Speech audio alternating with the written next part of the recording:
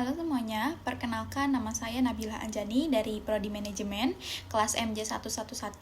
Saya bersama kelompok saya telah melakukan metode kuantitatif dengan melakukan survei untuk mengetahui seberapa jauh penyebaran hoaks di media sosial. Dan pada kesempatan kali ini, saya akan mempresentasikan hasil survei yang sudah kami laksanakan. Nah, berdasarkan hasil survei, terhadap 49 responden mengenai penyebaran hoaks di media sosial dapat disimpulkan beberapa hal penting yang menunjukkan bahwa fenomena hoaks masih menjadi persoalan serius di era digital saat ini.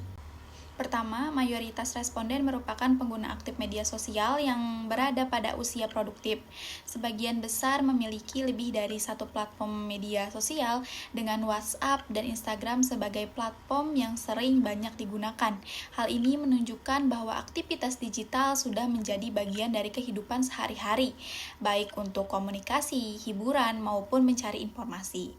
Tingginya intensitas penggunaan media sosial ini tentu membawa dampak positif seperti kemudahan akses informasi dan komunikasi yang lebih cepat. Namun di sisi lain kondisi ini juga membuka peluang yang besar terhadap penyebaran informasi yang tidak benar atau hoaks. Kedua, tingkatan paparan terhadap hoaks tergolong cukup tinggi.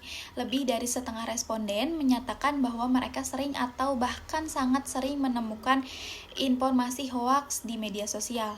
Fakta ini membuktikan bahwa hoaks bukanlah hal yang jarang terjadi, melainkan sesuatu yang cukup sering muncul dalam aktivitas digital sehari-hari. Ketiga, dari sisi perilaku.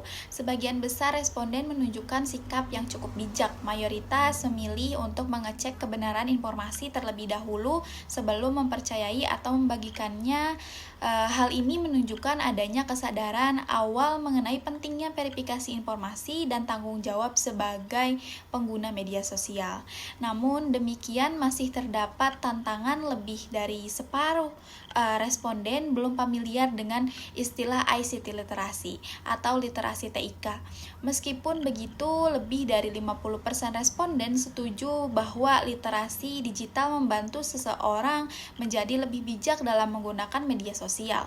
Ini menunjukkan bahwa praktik kehati-hatian sudah mulai terbentuk, tetapi pemahaman secara konseptual dan mendalam masih belum ditingkatkan. Nah, untuk kesimpulannya, penyebaran hoaks di media sosial masih cukup tinggi karena tingginya intensitas penggunaan, luasnya akses informasi, serta kecepatan penyebaran konten digital. Oleh karena itu, peningkatan edukasi mengenai ICT literasi dan literasi digital menjadi langkah yang sangat penting untuk pertama, meningkatkan kemampuan berpikir kritis, membantu masyarakat mengenali informasi palsu, mengurangi penyebaran hoaks secara lebih efektif. Sebagai pengguna media sosial, kita bukan hanya sebagai konsumen informasi, tetapi juga sebagai penyebar informasi. Setiap klik, komentar, dan bagikan memiliki dampak. Oleh karena itu, sikap bijak, kritis, dan bertanggung jawab sangat diperlukan agar ruang digital dapat menjadi lingkungan yang lebih sehat dan terpercaya bagi semua.